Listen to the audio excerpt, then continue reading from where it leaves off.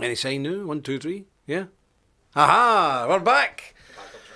Yeah, there we go. How you doing, folks? Nice to see you. Almost had a catastrophe there, but again, Jim Dowson, guest presenter with the Templar Daily Report. And welcome to you all, one and all. Yes, how are yous? Right, who've we got in here?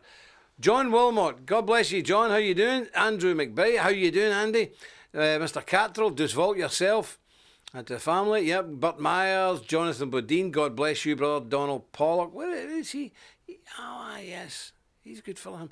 Lady Rother, you're so faithful. Thank you for coming in again. Ivan Eggerstrom, greetings to you, my friend. Gary Hardwick, God bless you. William Petit, how you doing, my West Virginia guy? Sends his regards to the Techie guy as well. Robert Erickson, how you doing? Troy Otto, nice to see you. EMS Rejuvenation, Brian Payton, Scott Rash, yes, up the belt. Antonio Rubello, excuse me, nice to see you. Nixon, how you doing? William Munford, good stuff. Malcolm Cook, nice to see you. Geminis Fortunas, how are you? Gives you regards. Anthony Rubello, I see him. Who else we got here? Greg Howard. Dan Guerra, how you doing? Dan Guerra, nice to see you. And Tara Templeton, good woman. Yep, I see some people in here. Marty's there. Oh, wait a minute. Joseph Taylor, God bless. What did I see here? Oh, it's jumped. It's went mad. Don't know where we are now. I think we're around about there. It's Neville Walker, Steve Trussell, Clinton Dixon. How you doing, Clinton? I'm working on that wee thing as well. Almost far to go. How you doing? Joseph Taylor, James Reff, the Big McConnell's in. Nice to see you, big fella. Who else we got? John Young, Clinton Dixon. We've got that Christopher Stride. Jane, how you doing, Jane? Where's Jane from? Where are you from, Jane? Who are you? Yeah, I think we've got most of them in here, I think. Gary Johnston. Gary, I was worried about you. Where did you go to, man? And remember, the South will rise again, brother. Marty's in there. How you doing? Angus Gibson. Are you the boy from Aberdeen? I see there's been a terrible train crash in Aberdeen. Several people dead. Deepest sympathies for everybody up your neck of the woods. May God comfort those who have lost loved ones. Benny Doc, how you doing? The chin belt, I'll explain that in a minute. James Williamson, how you doing? Okay, let's go. Remember, like the video, click subscribe, press the bell, and comment below. I think there's somebody shouting at the back there. Was it? Strange. I don't know, maybe it's me. Who knows? Right, well, let me tell you, we've got a wee bit of scripture here. Let me get into John 15. John 15, and it's very interesting passages. John 15, verse 16. Ye have not chosen me, but I have chosen you and ordained you that ye should go and bring forth fruit, and that your fruit should remain, that whatsoever ye ask of the Father in my name, he may give it to you. That's very interesting, isn't it? And we know God will add his blessing to this, the public reading of his infallible, inspired, and inerrant word. But just remember those words. You have not chosen me. This is the Lord speaking to you. Ye have not chosen me, but I have chosen you. Brilliant, eh? Great. So much for these mad Arminians. So there you go. That's a great passage, and please try and remember that. It's in John 15, verse 16. Brilliant. So what have we got today? You may be wondering, what's this hideous thing around my neck? Well, as you know, I'm a very proud Ulster Scot. I have certain difficulties with English, of course, it's genetic. But I started this mad lockdown thing, and nobody's allowed in the shops to get in to eat. I was out today, boiling hot, picking up Bibles for you lot. Very beautiful, by the way, all beautiful stamp. Apocryphas, more apocryphas, because they're going mad, so I'll put a link in, actually. Brother, I've just picked up 20 new apocryphas. The actual embossing has come out perfect. Beautiful gold cross in the front. I don't actually have one with me, do I? No, I don't. They're absolutely stunning. In fact, they're still in the car. I better get them out. Remind me to get them out. Absolutely stunning. So I was out in the heat, and I had to get into a shop, and they said, nope, you can't come in here. You've no mask on, sir. I said, what? So I rummaged about the car, and the indignity, the humiliation of it.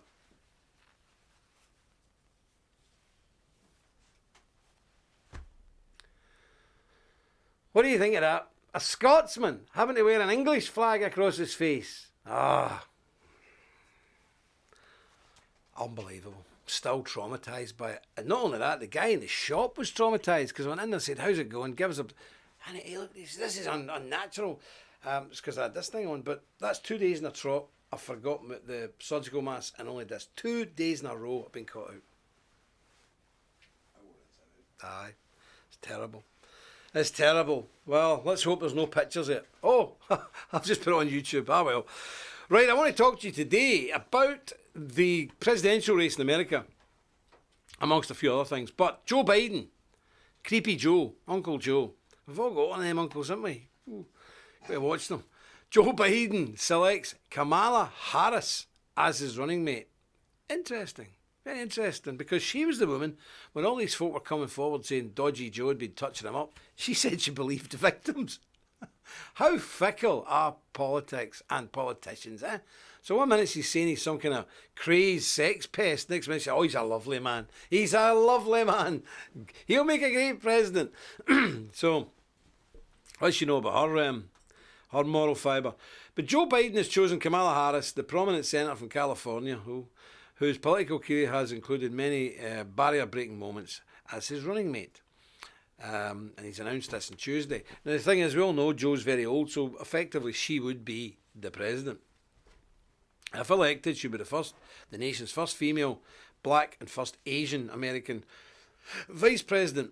So that's confused me. So she's half Asian and half African American. Okay. And again, the fact that she's in high office in this so-called very racist country, and she's now running for president, and there's already been Obama, doesn't seem that much a racist country to me. Bizarre. Harris is the only black woman in the US Senate and was elected in 2016 after serving in California as California's Attorney General. She'll be a cracker coming from, well, she won't, but she'll be a lunatic coming from that place. Harris attacked Biden during the first Democratic primary debate for his record on I don't know what that means. Busing and working with segregationists. I don't know. Working with segregationists. That came as a shock to the Biden camp, his family and the candidate himself. But Biden wrote to his supporters that I need someone who understands the pain that so many in our nation are suffering. You couldn't make this up. So he needs a black person to try and get a black vote. And this woman's double whammy because she's part black and part Oriental. And there's a lot of Orientals now in America. So you can see what he's doing here. He's just trying to get as many people, the focus groups and the minorities, all bundled into one thing, ought to vote for him. And that's it. So it's bizarre. And considering Joe's record, we started sniffing kids and touching, weird stuff. And she said she believed the people who came forward and said they were victims. But now she's quite happy to run along with him. She's Jamaican, Indian, American, not African. Jamaican, Indian, American. Right. How peculiar. How peculiar. Anyway, great stuff. So, Biden picked of course, he's only trying to attract the supporters that he does, which is fair enough. That's what politicians do. There's absolutely very little integrity with these characters. So, I wonder if she's got her birth certificates to the same place as Obama. Oh, boom. But, it's nonsense. And her father was a raging communist. Yeah. Her husband is Jewish too. Good grief. This woman just keeps giving, doesn't she? She's half Jamaican, African, Indian. Father was a communist. Her husband is Jewish. I mean, how can you top that? From a lefty point of view, lefty liberal point of view. It's brilliant. She grew up in Canada. Oh! Yeah. So she grew up in Canada. Wow. So now we've got an Indian, Jamaican, African, American, communist household, Jewish husband, and grew up in Canada. What could go wrong, folks? What could possibly go wrong? You need to go and download some music today, because the Star Spangled Banner's not going to be about if she wins. It's going to be. You'll have to learn that funny walk the Russians do. It's crazy. Oh, aye. She also is. Nick reminded me, because I was keeping it till last, but the other stuff I read was so horrific. I didn't think I needed it, but he's right. She's also one of her main tenets is a fanatical promoter of the LGBTQ plus blah blah blah lobby. Yeah. Let's see if I can remember it all. So, she is African, Jamaican, African, American, Indian, communist, married to a Jew, grew up in Canada, and a crazed Rainbow Coalition supporter. Well, seems fair enough to me. seems like a good candidate to me. Who stood by people who accused her running mate of being a sex pest, but then changed their mind. It's a Pandora's box of madness, lunacy, degeneracy, and good old-fashioned skullduggery, and a bunch of reprobates on crack. Couldn't have come up with somebody less appropriate to lead the American people. It's quite incredible. Yeah, it's quite incredible actually. But that's who they put up, and you know, yeah, yes, he's obviously a product of a think tank somewhere on drugs at the time. No, it's quite frightening actually. It's quite frightening. She's got a facelift, aye. Good grief. But this is not American Indian. Indian. Oh, she's an Indian. Not an American Indian. Oh, great. Brilliant. Fantastic. It's just, this woman just loves to give. Now, I'm sure there's some nasty racist people out there who have a lot of ammunition now with a character like that, but don't do it, because what they're doing is bringing this woman in to try and attract a negative reaction to motivate the other people to come out and vote. So be very careful how you handle it. But what a cracker, eh? What a belter. It's quite incredible. One of the brothers there says she'll be unemployed in November. I'm not so sure. What worries me, folks, is the demographic change in America. It's a huge demographic change since President Trump was elected. But, as our brother said earlier, Brother Patrick said to me earlier, people might be genuinely that scared by the BLM violence and that. And I'm talking about minorities. They might actually be that scared that, look, this could actually get out of hand. And if we do beat Trump, what's going to happen? That could be an important factor for people saying, look, we're going to have to vote Trump because these people are crazies. We need some adults in the room. So it's quite a worrying thing. But if that doesn't happen, I can't see how Trump can win, given the demographic tsunami of change. But I do think a lot of blacks and Hispanics will get so frightened, and even some liberals will be so frightened of the alternative, they might turn out for Trump. Let's pray. And praying's good, but let's work hard as well. So that's why it's very important that you support the Templar Order, because we're going to have to get into full mode soon, very soon. The next 6 weeks, we're going to have to throw the switches, and we're going to have everybody on board banging this stuff out. That means our wage bill goes up because we have to pay. We don't pay these young IT guys a lot of money, believe me, but you still have to pay them something. And we will be putting a lot of them on the ground, well, on the chairs, in rooms, and all over the place to back Trump, as we did the last time, and it got us a lot of stick and front page of the New York Times. But we're going to have to do that. So we're going to have to get some money raised as well, just to keep that whole operation funded. So we don't really ask for donations that much. We're always selling stuff. I think it's always better value for money. But you may want to consider setting up a regular standing order. If it's only $5 a month, doesn't matter. It's a regular income, and then we can bank on it and depend on it. I don't know if the techie brother has the links. Do you have the links, brother, for regular giving? You know, people setting up a regular monthly contribution? Yeah. Well, he's got one. This guy's giving. But I would encourage you to do that, because the next few months we've got September, October, November. But it's basically September and October. They're going to be intense. That's what happens. You need 30, 40 people. Boom, in. 8 weeks of madness, and then it's all over. But that 8 weeks of madness can be very expensive. And I know the last time it cost us a lot of money, but nothing compared to some of the other groups who were spending millions trying to back Trump, and we outperformed them all. I mean, God bless them all, but we outperformed them all, as the New York Times, CNN, BNC, what are these American things? The BBC and Channel 4 all realised, and they were horrified by it, and done a number on us and made nasty documentaries about us and followed us all over Europe and all over the world, harassing our people and all the rest of it, because they were so angry that we had such an effective campaign to help Donald Trump be elected. And we plan to do it again. So if you're listening, BBC or CNN, we're coming at you again. And that's it. And we're cleverer now because we learned a lot of lessons from the last run up in 2016. Now we're much smarter, much smarter. So with the same amount of people, we can do twice the damage to you, your liberal, lying, hideous news channels. They're not news channels, they're just propaganda, brainwashing channels. So we're coming after you, and it's going to be good. So, excellent. Good stuff. TT Foley, you're welcome in the room, my friend. How are you? God bless you. Now, there's a thing... Oh, very good. Thanks, Spider. There's a thing on in Ireland this weekend. It's the 15th of August on Saturday. That's the feast. If you're not a Roman Catholic, I'll explain it to you. It's the Feast of the Assumption. It's probably the high point in the Catholic liturgy calendar. It's the feast the Feast of the Assumption, where they believe that Mary was assumed bodily into heaven. It's a massive day. And there's normally novenas and, this special prayer thing times all over the world, all over the planet. It's a very, very special day for Roman Catholic people.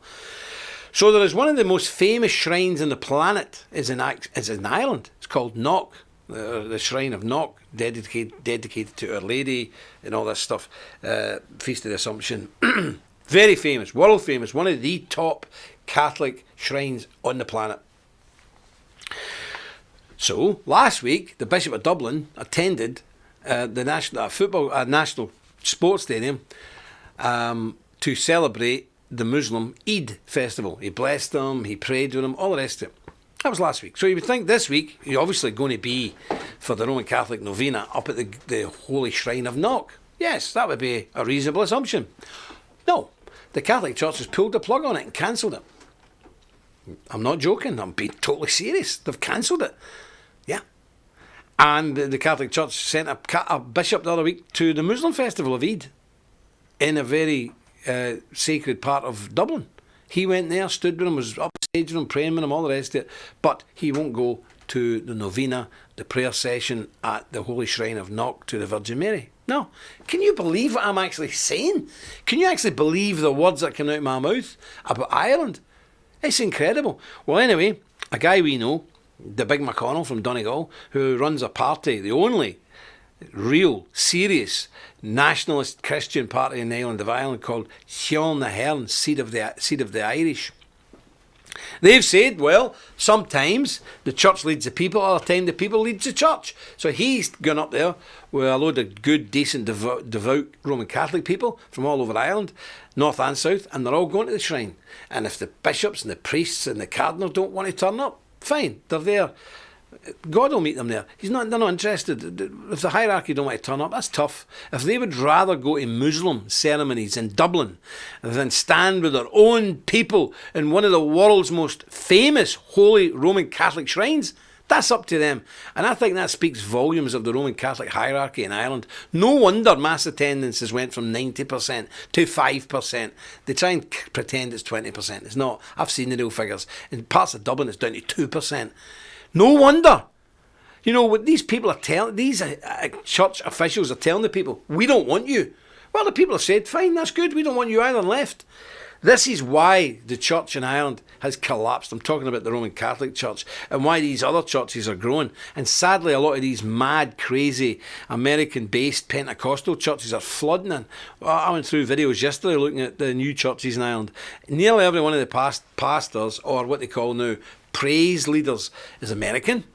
They're all as mad as hatters, money-grabbing gangsters, spivs, and they're moving into Ireland at a rate of knots. There's new radio channels opening up, there's churches getting built all over the place. Some are okay, some are decent, what I would call confessional Christians, like Presbyterians and things like that. Some are Baptists and they're okay.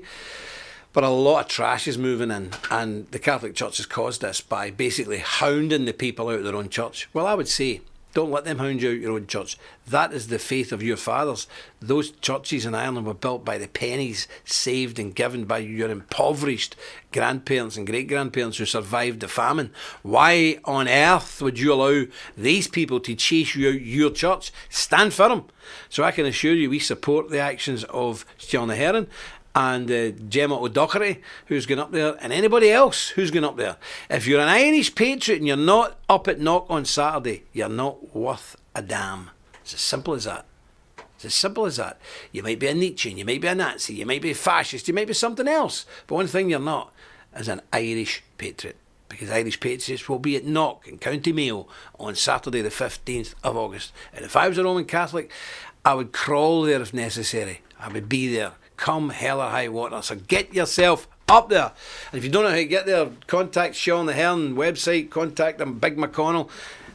Sort it out yourselves, but don't be sitting in the house on Saturday. Get up there and defend your faith. I shouldn't need to tell this to Irish people. Well, listen to me. I'm an Ulster Protestant. Telling Irish Catholics to get up off your backside and defend your Catholic faith. It's ridiculous when it comes to that.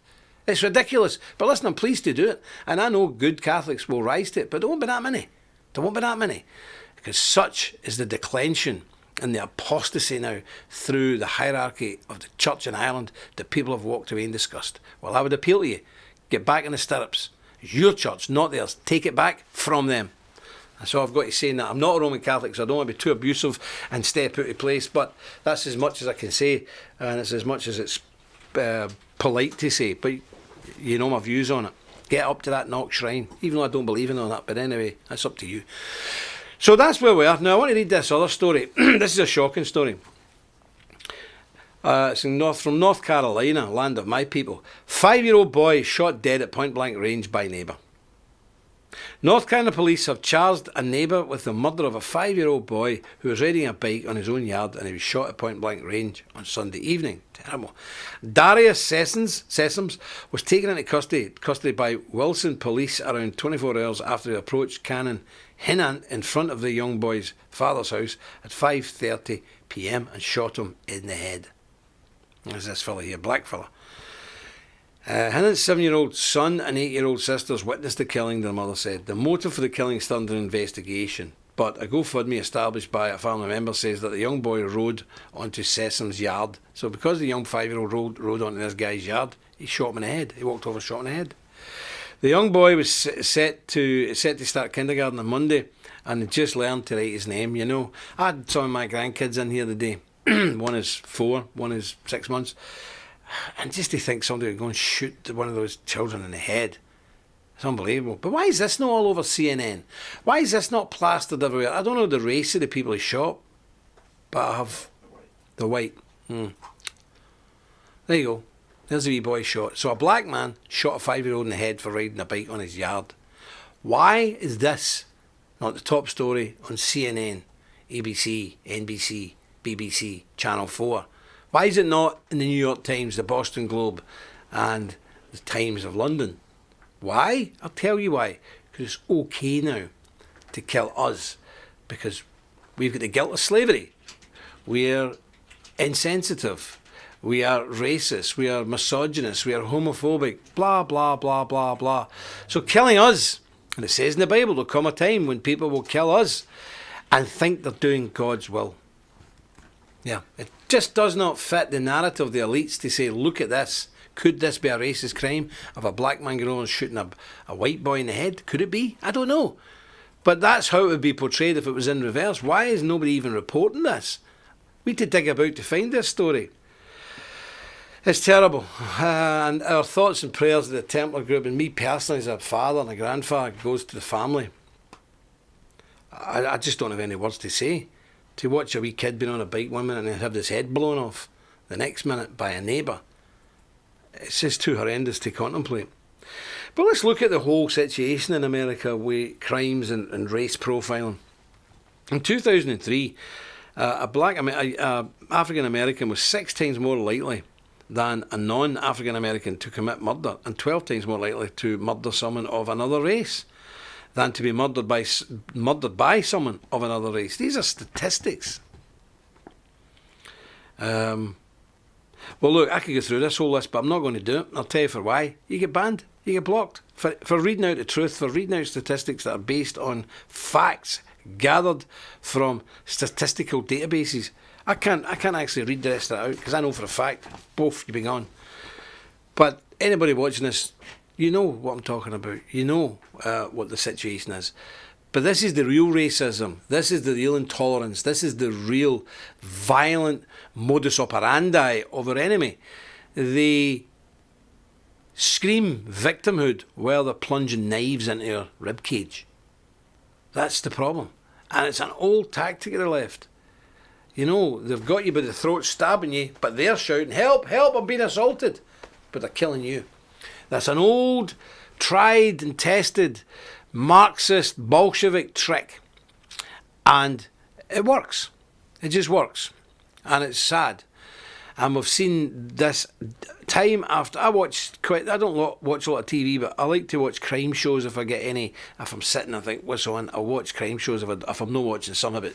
The Egyptians, Tutankhamun, I like all that. I wanted to be an archaeologist, but I had to go to work at 15 and provide for the house, which is fine. But I'm into all that.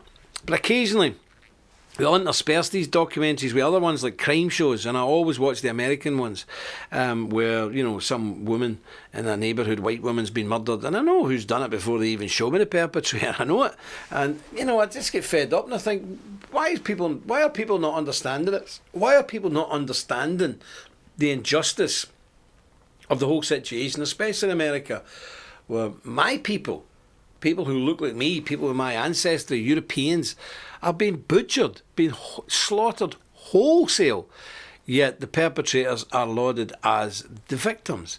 And even when we do complain, we are told it's our fault for our past misdemeanours, things that happened 300 years ago. What on earth have I got to do with what one of my ancestors done 300 years ago, or you, or for that matter them?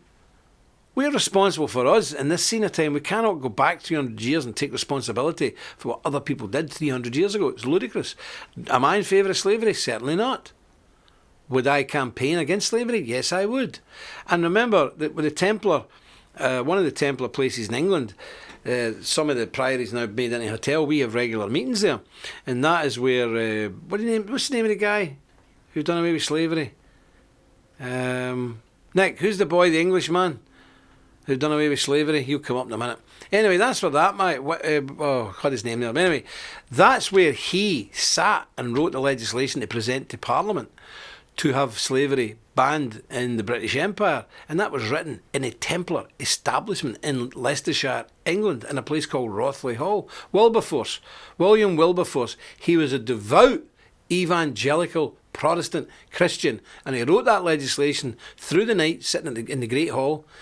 Each side of the fire, there's little recesses each side of the fire. We go there all the time. And they sat there all night, him and the man who ran that establishment at the time. And through the night, they put together a legislation that was then presented to Parliament to outlaw slavery. So don't tell me or say the Templars are in any way, shape or form racist. The anti-slavery bill was written in a Templar building by a Templar and presented to the British Parliament, and it was put into force. That's the reality. Don't come telling us because we wear white capes with hoods that we're racists. If the last people on this planet that could ever be accused of that are the people who penned the legislation that was put before Parliament to ban slavery in the British Empire. That's how stupid the people are, daring to accuse us. It was written in one of our buildings by men very close to the Templar Order who were in charge of their Templar chapel there, where King Richard the Lionheart left for the Crusades. That's a fact. We'll see if we can get you a wee picture of that. Can you get a picture of the Rothley Hall? We'll show you the Rothley Hall. Yeah, we'll show you, and then you can have a wee look. And that's where it was all done. And it's a Templar establishment. And people have the cheek to accuse us of being racist. We're not racist. God made one race. It's called the human race.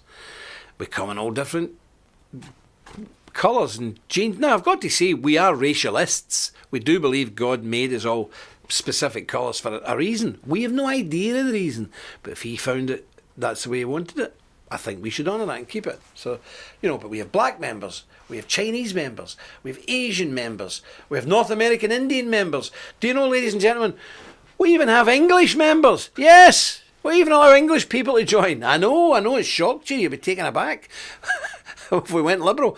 No, we judge a man by his actions, not by his skin pigmentation or his words. That's Rothley Hall there. And through the main door on the left-hand side there, if you go through the building on the left is the main hall. And that is where the anti-slave owning legislation was written. In a Templar establishment by a man very, very well connected to the Templars. Now, whether he was an actual Templar, it's a moot point.